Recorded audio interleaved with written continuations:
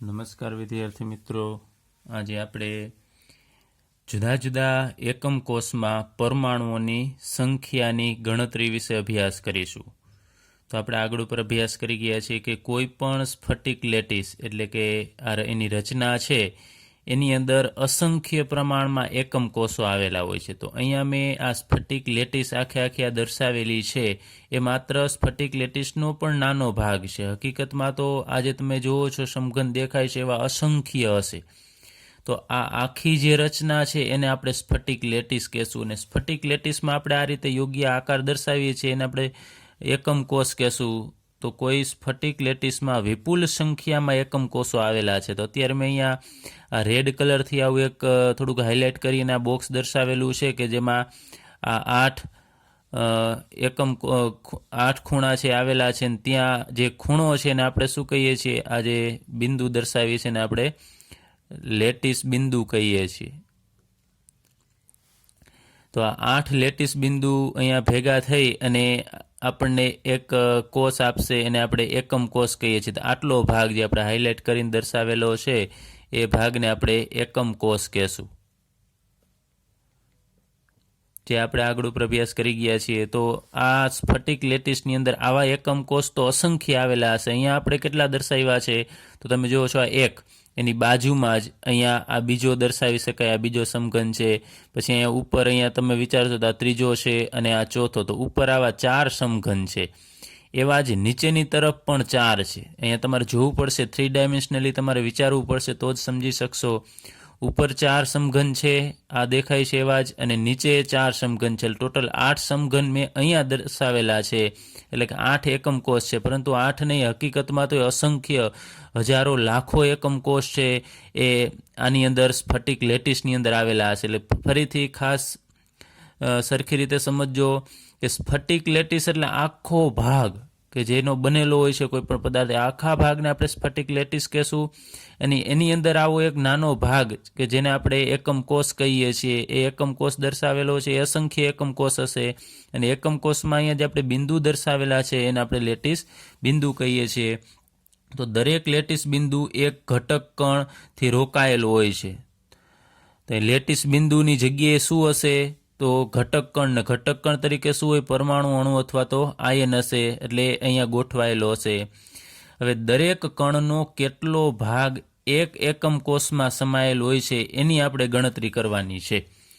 તો અહીંયા તમે જોવો છો કે આ અત્યારે હું પરમાણુ વિશે અહીંયા વાત કરું છું કે આ પરમાણુ છે અથવા અણુ અથવા આયન જે હશે એ માત્ર આ એક એકમ કોષનો નથી, કારણ કે આ પરમાણુ છે એ બીજા કેટલા એકમ કોષ સાથે સંકળાયેલો છે. જુઓ છો તમે, આ ખૂણો છે એ આ એકમ કોષમાં પણ આવશે, આ એકમ કોષમાં પણ આવે, આ એટલે ઉપર ટોટલી 8 એકમ કોષની વચ્ચે આ એકલો પરમાણુ અહીંયા ગોઠવાયેલો છે. તો આ એક પરમાણુ અથવા અણુ અથવા આયન જે હશે એ આ એક એકમ કોષનો કહેવાય નહીં, એ 8 એકમ કોષનો થશે. તમે વિચારજો, અહીંયા આ એક એકમ કોષ, અહીંયા બીજો એકમ કોષ, અહીંયા ત્રીજો અને આ ચોથો, 4 ઉપર છે અને 4 નીચે. અહીંયા હું દર્શાવું છું આ 5, આ 6, આ 7 અને 8 એકમ કોષની બરોબર અહીંયા મધ્યમાં એક દર્શાવેલો છે. હવે અહીંયાના કોઈ પણ આ લેટિસ બિંદુ છે એ પણ બીજા 8 એકમ કોષ સાથે સંકળાયેલા જ હશે. આપણે બધું દર્શાવવું શક્ય નથી, કારણ કે તો ખૂબ મોટી એની આકૃતિ થશે. તો કોઈ પણ લેટિસ બિંદુ અહીંયા આપણે વચ્ચે જેમ છે, વચ્ચેમાં જોવો છો તમે 4 ઉપરના એકમ કોષ અને 4 નીચેના, એમ 8 એકમ કોષની વચ્ચે આવેલો છે.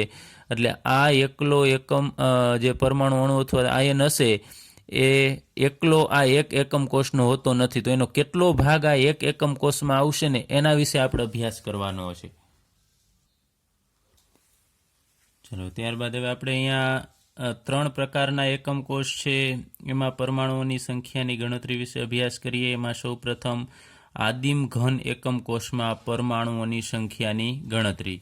તો આદિમ ઘન એકમ કોષ કેને કહેવાય, આપણે આગળ ઉપર એનો અભ્યાસ કરી ગયા છીએ કે એકમ કોષ છે એના માત્ર ખૂણા ઉપર જ, એટલે કે 8 ખૂણા હશે, 8 ખૂણા ઉપર જ પરમાણુ ગોઠવાયેલા હોય, તો એને આપણે આદિમ ઘન એકમ કોષ કહેશું. તો અહીંયા હું ટૂંકમાં લખી નાખું છું, આમાં માત્ર એકમ કોષના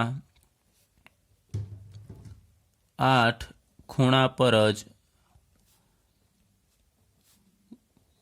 ઘટક કણ ગોઠવાયેલ હોય છે. ઘટક કણ તરીકે પરમાણુ અણુ અથવા તો આયન હશે. તો અહીંયા જે આપણે આખી આ બધા એકમ કોષ ભેગા મળીને જે રચના બનાવે છે ને આપણે આગળ પર વાત કરી સ્ફટિક લેટિસ કહેવામાં આવે છે, એનો માત્ર નાનો ભાગ કે જેને આપણે એકમ કોષ કહીએ છીએ, જે પુનરાવર્તન પામી અને આખી સ્ફટિક લેટિસ બનાવી શકે. તો આ જે એકમ કોષ છે એને આપણે અત્યારે અહીંયા મેં દર્શાવેલો છે, આ ભાગ છે એને મેં અહીંયા દર્શાવેલો છે. તો એમાં તમે જોવો છો માત્ર ખૂણા ઉપર જ આપણે અહીંયા પરમાણુ અણુ કે અથવા તો આયન છે દર્શાવેલા છે, એટલે કે લેટિસ બિંદુ ઉપર અહીંયા કોઈ પણ ઘટક કણ હશે. તો અહીંયા વાત કરીએ એમ કે આ એક ખૂણો છે એ કેટલા એકમ કોષની વચ્ચે આવેલો હશે, કેટલા સાથે જોડાયેલો હશે. તો વાત કરીએ એમ ઉપર 4 અને નીચે 4 એમ 8 એકમ કોષ સાથે આ લેટિસ બિંદુ અથવા ત્યાં રહેલો ઘટક કણ છે જોડાયેલો હશે. તો આના 8 ભાગ પડે. આપણે આ એક એકમ કોષના ભાગમાં કેટલો હિસ્સો આવે છે, માનો કે આ પરમાણુ છે અહીંયા, તો એ બીજા 8 એકમ કોષ સાથે સંકળાયેલો હશે, તો આનો કેટલો હિસ્સો આ પહેલા નંબરનો જે એકમ કોષ છે એના ભાગમાં આવશે આટલા. કારણ કે સંપૂર્ણ પરમાણુ આના ભાગમાં આવતો નથી, અમુક હિસ્સો જ આના ભાગમાં આવશે. તો આના ભાગમાં કેટલો આવે છે તો એકદમ ઇઝી છે કે આની સાથે કેટલા એકમ કોષ છે એ જોડાયેલા છે. તો તમને ખ્યાલ છે 8 છે, તો આપણે આ પરમાણુના 8 ભાગ પાડવાના થશે. 4 અને બીજા 4 છે આપણે પાડીશું, એટલે 8 ભાગ આના પાડવાના થશે. તો 8મો ભાગ છે ને એ આ એકમ કોષના, એટલે કે એક એકમ કોષના હિસ્સામાં આવશે. તો આપણે લખીએ એક એકમ કોષ ના ખૂણા પર જે પરમાણુ રહેલો છે, પરમાણુનો હિસ્સો કેટલો હશે તો એક પરમાણુના 8 ભાગ પાડવાના છે, કારણ કે 8 એકમ કોષ સાથે એ સંકળાયેલો છે. તો હિસ્સો અહીં આપણે લખીએ 1/8, એટલે એક પરમાણુનો 8મો ભાગ છે એ એક એકમ કોષના ખૂણા પર પરમાણુ હશે, એનો હિસ્સો આ એકમ કોષનો ગણાશે. તો હવે આપણે ટોટલી એક એકમ કોષની અંદર કેટલા પરમાણુ આવેલા છે એ ગણવા છે આ એક એકમ કોષની અંદર. તો અહીંયા હું લખું છું આનો કેટલો હિસ્સો, તો 1/8. તો એ જ રીતે આ ખૂણો છે એના ઉપર જે પરમાણુ અણુ અથવા આયન હશે એનો હિસ્સો આ એકમ કોષમાં કેટલો આવશે તો 1/8. 1/8. તો આ રીતે દરેક પરમાણુનો 1/8 જેટલો હિસ્સો છે એ આ એક એકમ કોષનો હશે. તો અહીંયા આપણે લખી કેટલા ખૂણા છે, તો તમે જુઓ છો આદિમ ઘન એકમ કોષમાં પરમાણુની કુલ સંખ્યા કેટલી હશે. તો આપણે એ લખીએ તો એમાં કેટલા ખૂણા છે તો 8 ખૂણા, અને એક ખૂણા ઉપરનો હિસ્સો કેટલો, તો અહીંયા લખીએ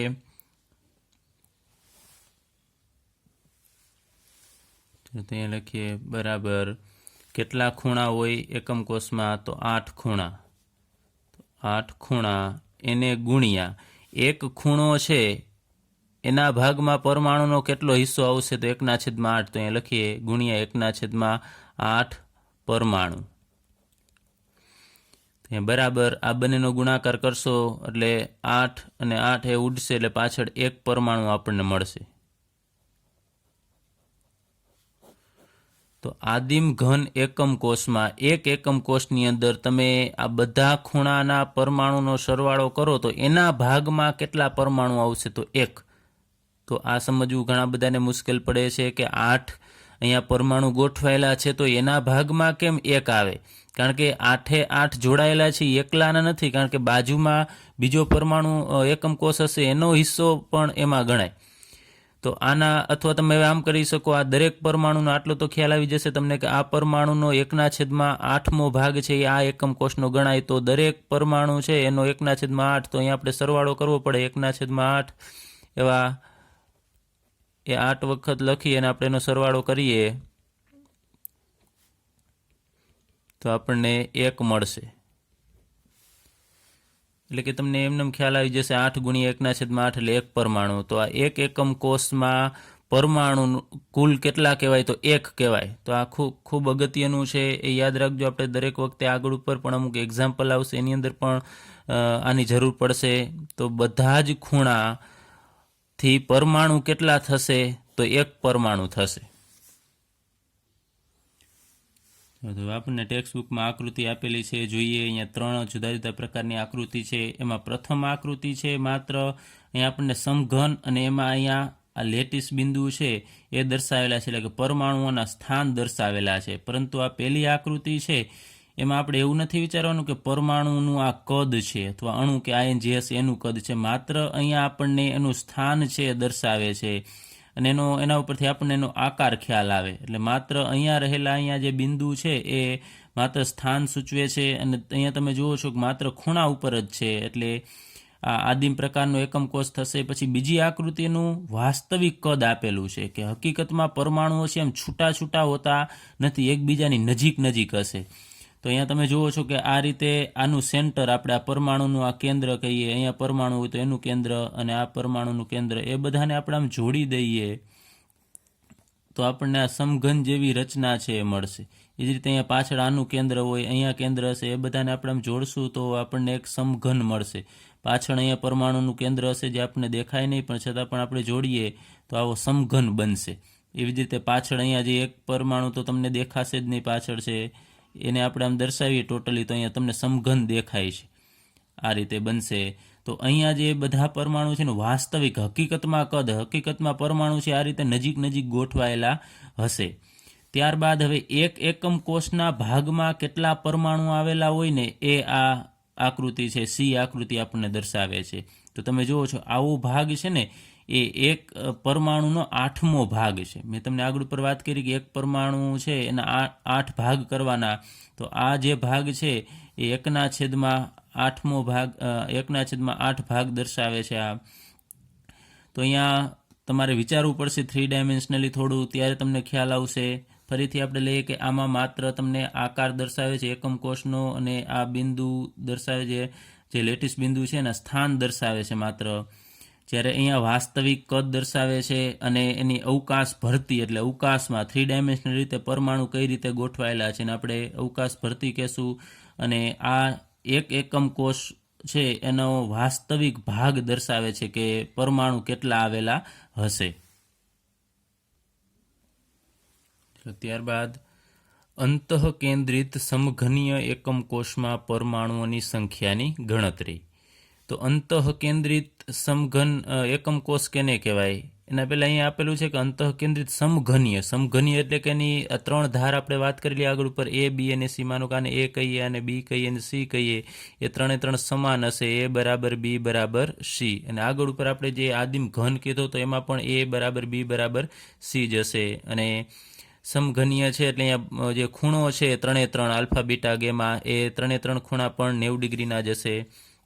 તો અંતઃકેન્દ્રિત કેને કહેવાય? કે દરેક ખૂણા પર એક ઘટક કણ, એટલે કે પરમાણુ, અણુ અથવા તો આયન હશે. અહીંયા અને લેટિસ બિંદુ પણ કહી શકાય. અને આ ઉપરાંત એક ઘટક કણ છે એ એકમ કોષના અંતઃકેન્દ્ર પર હશે. તો અહીંયા મેં દરેક ખૂણા ઉપર દર્શાવી દીધા છે. આ ઉપરાંત અહીંયા જે એક ઘટક કણ દર્શાવ્યો છે એ આ એકમ કોષનું મધ્ય બિંદુ, એટલે કે કેન્દ્રમાં આવેલો હશે, જેને આપણે અંતઃકેન્દ્ર કહેશું. જેમ કે તમે વિચારી શકો, રૂમ હોય તો રૂમની બરોબર મધ્યમાં, જે તળિયેથી ઉપર અને જે છત હોય છે એનાથી નીચે અને દિવાલની આ બાજુ, બધી બાજુએથી સેન્ટર રાખવાનું થશે. ત્યાં કોઈ પણ આપણે એક મોટો ગોળો છે અહીંયા મૂકી દઈએ તો એ અંતઃકેન્દ્ર થશે, બરોબર વચ્ચે. હવે આ અંતઃકેન્દ્રમાં રહેલો જે પરમાણુ, અણુ અથવા તો આયન હશે એનો કોઈ ભાગ પડશે નહીં, કેમ કે એ બરોબર આ એકમ કોષના મધ્યમાં આવેલો છે. તો આ એકમ કોષ એકલાનો હશે, કેમ કે બાજુમાં અહીંયા માનો કે આપણે એક એકમ કોષ છે આ રીતે દર્શાવીએ બીજો, તો એની અંદર એનો હિસ્સો હશે નહીં. આ પરમાણુ કાંઈ આમાં આવતો નથી, એ માત્ર આ એક એકમ કોષની વચ્ચે આવેલો છે, એટલે આના કોઈ ભાગ પડશે નહીં. આખો પરમાણુ છે એ આ એકમ કોષનો જ હશે. તો હવે આપણે લઈએ અંતઃકેન્દ્રિત સમઘનીય એકમ કોષમાં પરમાણુની સંખ્યા. તો સૌપ્રથમ લઈએ અહીંયા દરેક ખૂણા વિશે લેવાનું છે કે ખૂણા કેટલા છે, તો અહીંયા સમઘન છે તો એના 8 ખૂણા તો હશે જ, તો અહીંયા લખીએ 8 ખૂણા એને ગુણ્યા એક ખૂણા ઉપર પરમાણુ હશે એનો હિસ્સો આ એકમ કોષની અંદર કેટલો હશે, તો 1/8 એવા 8 ખૂણા છે તો આપણે એને ગુણ્યા 1/8 લખવું પડશે. એમાં લખીએ દરેક ખૂણાનો પરમાણુ, તો બરાબર એની ગણતરી થશે 8 ગુણ્યા 1/8 એટલે આ કેન્સલ થશે તો અહીંયા આપણને મળશે 1 પરમાણુ મળશે. એટલે કે દરેક ખૂણાને આપણે ભેગા કરીએ તો આ એકમ કોષમાં બધા ખૂણાના પરમાણુથી એનો હિસ્સો કેટલો આવશે, તો 1 પરમાણુ જેટલો હશે. જો હકીકતમાં કાંઈ એના પરમાણુના કે અણુ કે આયનના ભાગ પાડવાના હોતા નથી. આ તો આપણે માત્ર સમજવા માટે કે આ એકમ કોષના ભાગમાં કેટલો આવે છે, હકીકતમાં એના 8 ભાગ પાડીને એના કટકા કરવાના હોતા નથી. ત્યારબાદ ખૂણા ઉપરાંત તમે જુઓ છે મધ્યમાં પણ આવેલો છે, તો આપણે એને પણ ગણતરીમાં લેવો પડશે. બીજું કે એક પરમાણુ, ચલો અંતઃ કેન્દ્રમાં એક પરમાણુ, એટલે એક જ છે પરમાણુ, તો અહીં આપણે ડાયરેક્ટ લખીએ કે કુલ કેટલા થશે, અથવા તો અહીંયા લખી શકો એવા કેટલા છે, તો 1, તો અહીં આપણે લખીએ 1 પરમાણુ. ચલો ટોટલ પરમાણુ કેટલા થાય, 8 ખૂણા થઈને 1 પરમાણુ ને એક અંતઃ કેન્દ્રમાં 1 આવેલો છે, સંપૂર્ણ એનો જ હશે, એટલે ટોટલી અહીંયા 2 પરમાણુ થશે. તો આ 2 છે સંખ્યા શું મળશે આપણને, એક એકમ કોષમાં રહેલા પરમાણુની સંખ્યા. તો આપણે પ્રતિ એકમ કોષ લખવું પડશે, તેથી અહીં લખીએ પ્રતિ એકમ કોષમાં પરમાણુની કુલ સંખ્યા બરાબર આટલી હશે. પણ કયા પ્રકારમાં, અંતઃ કેન્દ્રિતમાં. તો યાદ રાખજો, આગળ પર ગણતરીમાં આનો ઘણો બધો આપણે ઉપયોગ કરીશું કે અંતઃ કેન્દ્રિત સમઘનીય એકમ કોષ હોય તો એની અંદર પરમાણુની સંખ્યા કેટલી હોય એના ભાગમાં એક એકમ કોષમાં 2 આવશે. ફરીથી એક વખત ટૂંકમાં 8 ખૂણા, આ તો બધા એકમ કોષની અંદર આવશે જ કે 8 ખૂણા ગુણ્યા 1/8 એટલે ખૂણા ઉપરના બધા પરમાણુથી ટોટલ પરમાણુની સંખ્યા પ્રતિ એકમ કોષમાં 1 આવશે, અને એક અંતઃ કેન્દ્રમાં એટલે એક ટોટલી 2 પરમાણુ છે એ અંતઃ કેન્દ્રિત એકમ કોષની અંદર આવશે. આપણે પાઠ્યપુસ્તકમાં આકૃતિ આપેલી છે લઈએ તો અહીંયા તમે જુઓ છો કે આ તો આપણે આકૃતિ દોરેલી કે મધ્યમાં આપેલું છે, તો માત્ર આ જે આકૃતિ આપેલી છે ખુલ્લી રચના દર્શાવે છે, માત્ર સ્થાન આપણને આકાર ખ્યાલ આવે એટલા માટે. ત્યારબાદ અહીંયા બીજી જે રચના આપેલી છે એનું વાસ્તવિક અવકાશ ભરતી રચના છે, એટલે કે અવકાશમાં હકીકતમાં કઈ રીતે પરમાણુ ગોઠવાયેલા હશે. તો આ રીતે તમે જોશો, આના સેન્ટરને તમે જોઈન કરશો તો આ રીતે આપણને એક સમઘન મળશે, અને એની વચ્ચે અહીંયા તમે જોશો થોડો ભાગ તમને દેખાય છે એ આ અંતઃ કેન્દ્રમાં રહેલો ઘટક કણ છે. તો વચ્ચે છે એ તમે જુઓ છો બાજુનો એકમ કોષ હશે તો એમાં એનો ભાગ હશે ને આખે આખો અહીંયા મધ્યમાં જ આવેલો છે આ એકમ ઘટક કણ છે, એટલે આ અવકાશ ભરતી રચના છે. ત્યારબાદ એક એકમ કોષની અંદર પરમાણુની સંખ્યા છે એ કેટલી હશે એનો હિસ્સો અહીંયા આપણને દર્શાવેલો છે. તો ખૂણા ઉપરના તમે જુઓ છો આ જે શેપ આપેલો છે 1/8 ભાગ છે, જ્યારે તમે જુઓ છો વચ્ચે પરમાણુ તમને આખો આપેલો છે, અહીંયા ઢંકાયેલો છે તો એ 3 ડાયમેન્શનલ રીતે આપણને દર્શાવે છે કે આની પાછળ છે, તો આ સંપૂર્ણ એક પરમાણુ છે. એટલે ટોટલી 1 અને બધા ખૂણા થઈને 1, એમ ટોટલી અંતઃ કેન્દ્રિત એકમ કોષની અંદર 2 પરમાણુ છે આવેલા હશે. ત્યારબાદ ફલક કેન્દ્રિત સમઘનીય એકમ કોષમાં પરમાણુઓની સંખ્યાની ગણતરી. તો ફલક કેન્દ્રિત સમઘનીય એકમ કોષ કેને કહેવાય કે જેમાં બધા જ ખૂણા પર પરમાણુઓ આવેલા હોય અથવા તો અણુ અથવા આયન આવેલા હોય, ઉપરાંત બધા જ ફલકના કેન્દ્ર પર એક એક પરમાણુ હાજર હશે, બધા જ ફલકના કેન્દ્રમાં હોવા જોઈએ. તો અહીંયા મેં દર્શાવવા માટે તમને દરેક ખૂણા ઉપર તો એક એક દર્શાવેલા છે. આ ઉપરાંત આ જે ફલક એટલે કે બાજુ, આ બાજુ છે એના કેન્દ્રમાં યા મધ્યમાં એક પરમાણુ આવેલો છે. તો જેને આપણે દર્શાવવું તો દર્શાવી શકે આ રીતે આમ દર્શાવું છું તમને ખ્યાલ આવે કે આ બાજુની ફલક છે એના કેન્દ્રમાં એક પરમાણુ છે એ આવેલો છે. આ ઉપરાંત આની વિરુદ્ધ ફલક એટલે આ બાજુએ એના કેન્દ્રમાં પણ આપણે એક દર્શાવેલો છે. ચલો ત્યારબાદ આ ઉપર ની ઉપરનું ફલક અથવા તો ઉપરની સપાટી છે, બાજુ છે, એના કેન્દ્રમાં આપણે એક દર્શાવેલો છે, એ મધ્યમાં છે એટલે આપણે આ રીતે દર્શાવીએ છીએ. ત્યારબાદ એનું વિરુદ્ધ ફલક એટલે આ નીચેનું, એના સેન્ટરમાં એક પરમાણુ છે ગોઠવાયેલો છે. તો હવે અહીંયા અત્યાર સુધી આપણે 4 જ ફલકના કેન્દ્ર ઉપર પરમાણુ ગોઠવેલા છે. હવે આ ઉપરાંત આ આગળનું ફલક એટલે કે આપણા તરફનું ફલક છે, એનું મધ્ય બિંદુ આપણે વિચારવાનું છે, અહીંયા થશે. તો અહીંયા આપણે એક છે એ મૂકી દઈએ પરમાણુ. ત્યારબાદ આની વિરુદ્ધ સાઈડનું ફલક એટલે પાછળનું આ થશે ફલક.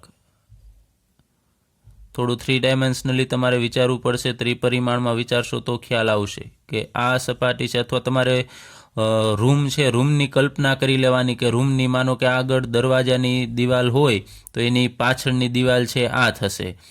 તો આ પાછળની દિવાલનું સેન્ટર અહીંયા થશે, આ જગ્યાએ. આ તમારે સ્ક્વેર વિચારવાનું છે મગજમાં. આ જે ચોરસ છે એનું મધ્ય બિંદુ હોય ત્યાં તમારે એક પરમાણુ છે એ મૂકવાનો થશે. તો અહીંયા ટોટલી 6 ફલક છે અને અહીંયા આપણે 6 પરમાણુ છે એ દર્શાવી દીધા છે.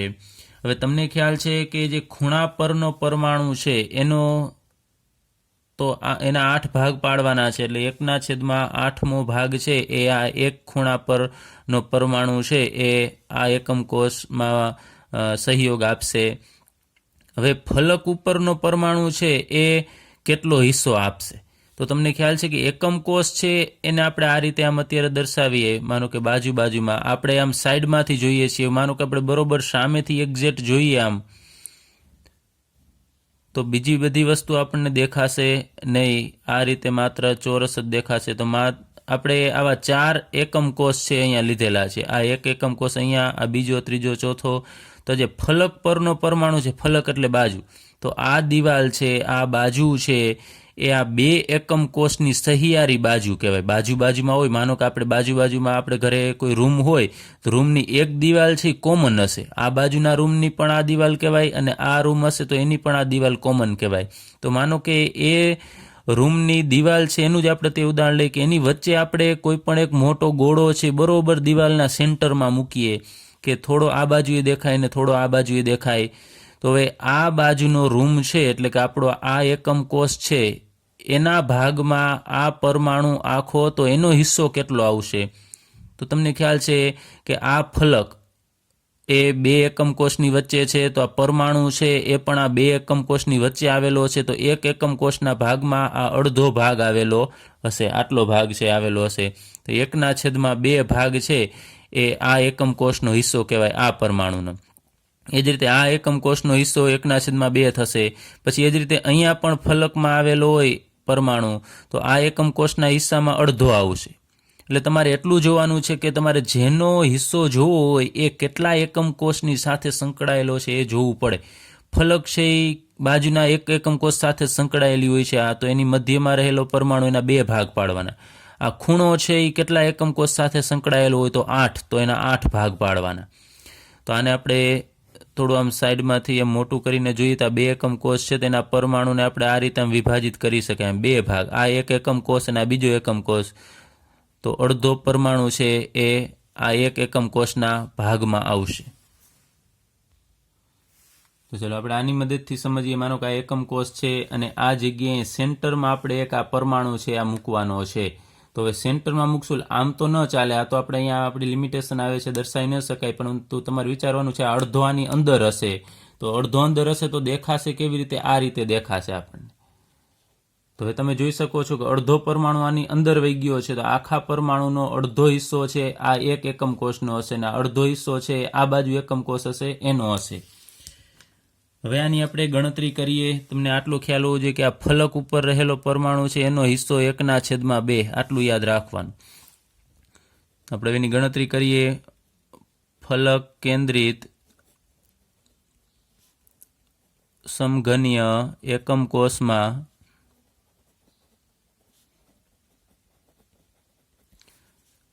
એટલે આપણે લખીએ ખૂણા કેટલા હશે, તો તમને ખ્યાલ છે 8 ખૂણા. તો અહીંયા હું લખું છું 8 ખૂણા એને ગુણ્યા એક ખૂણા ઉપર પરમાણુનો હિસ્સો કેટલો આ એકમ કોષમાં આવશે, તો 1/8. તો અહીંયા હું લખું છું 1/8 પરમાણુ.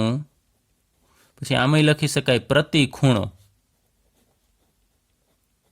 એક ખૂણામાં કેટલો પરમાણુનો હિસ્સો આવશે? તો 1/8 એવા કેટલા ખૂણા છે? 8. તો આપણે આમ લખવું તો લખી શકીએ, એને ગણતરી કરવા 8 ગુણ્યા 1/8, તો 8 8 કેન્સલ થશે એટલે 1 પરમાણુ થશે.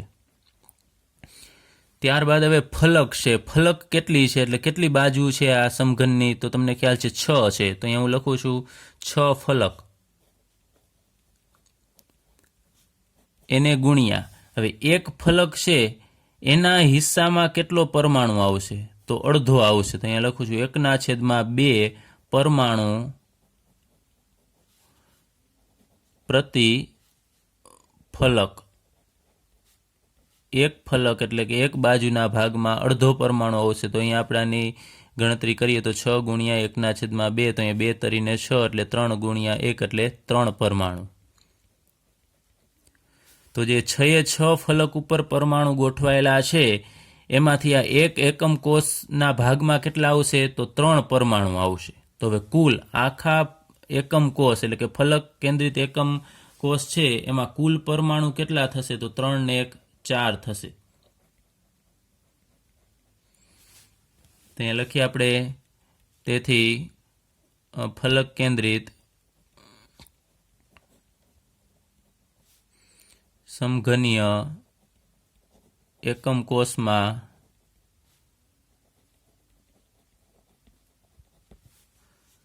પરમાણુની કુલ સંખ્યા, ચલો અહીંયા હું લખી નાખું છું પ્રતિ એટલે કે એક એકમ કોષ છે ફલક કેન્દ્રિત, એમાં પરમાણુની કુલ સંખ્યા કેટલી આવશે? તો 4 આવશે. તો ટેક્સ્ટ બુકમાં આપેલી આપણે આકૃતિ જોઈએ તો અહીંયા તમને પેલી આકૃતિ છે ફલકની આપેલી છે કે આ 2 એકમ કોષ બાજુમાં છે, એમાં વચ્ચેનું ફલક એ બંનેનું કોમન ફલક છે.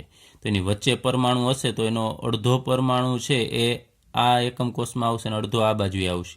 તો પેલી આકૃતિ આપણને આપેલી છે એ ખુલ્લી રચના છે, માત્ર લેટિસ બિંદુના સ્થાન દર્શાવે છે અને ફલકમાં કઈ જગ્યાએ અહીંયા પરમાણુ ગોઠવાયેલા છે એ સૂચવે છે. ત્યારબાદ બીજી છે એ અવકાશીય ભરતી રચના સૂચવે છે, એટલે કે અવકાશમાં હકીકતમાં કઈ રીતે પરમાણુઓ છે ગોઠવાયેલા છે. તો આ તમે જુઓ છો કે આ 4 પરમાણુને આપણે આમ જોડી દઈએ તો અહીંયા આપણને એક ચોરસ જેવી રચના મળશે.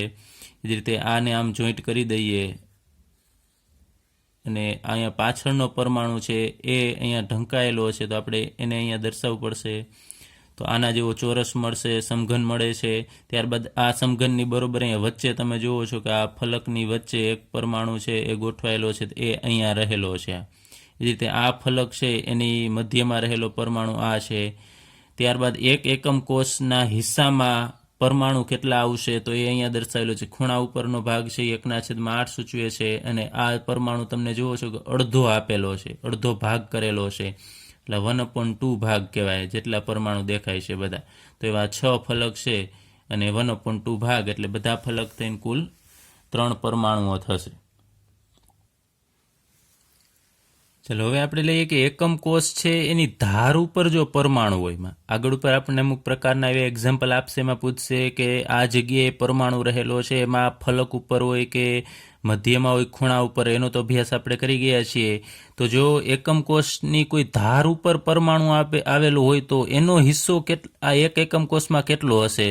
તો અહીંયા મેં 4 એકમ કોષ દર્શાવેલા છે, હશે ઘણા બધા, પાછળ પણ આવેલા હશે આ રીતે 4 એકમ કોષ છે, એ પણ મેં દર્શાવેલા નથી, માત્ર આ રીતે અત્યારે ઉપર દર્શાવી દઉં છું કે 1 2 3 અને 4 હશે. એમાં આપણે આ એકમ કોષ છે એની આ ધાર લઈએ કે આ ધાર ઉપર અહીંયા એક પરમાણુ આવેલો છે.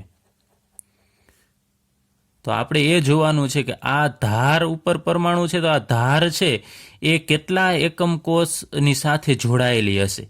તો એક તો આજે મેં ડાર્ક કરી અને દર્શાવેલો છે એકમ કોષ, આ પહેલો એકમ કોષ છે. ત્યારબાદ એની નીચે એક સમઘન જેવી તમને રચના દેખાય છે એ આ બીજો એકમ કોષ. ત્યારબાદ આ એકમ કોષ આ બાજુનો એ ત્રીજો એકમ કોષ છે અને આ બાજુનો એક એકમ કોષ છે ચોથો એકમ કોષ. તો આ ધાર 4 એકમ કોષ છે એની વચ્ચે આવેલી છે, એટલે સહિયારી ધાર છે. એ આગળની તરફ કે પાછળની તરફ જે એકમ કોષ હશે એમાં આ ધાર કોમન એટલે કે સામાન્ય હશે અને એની સાથે જોડાયેલી નહીં હોય. તો આ ધાર છે એ 4 એકમ કોષ સાથે જોડાયેલી છે. તો અહીંયા જે પરમાણુ છે એના પણ આપણે 4 ભાગ પાડવાના. તો ધાર પર પરમાણુ હોય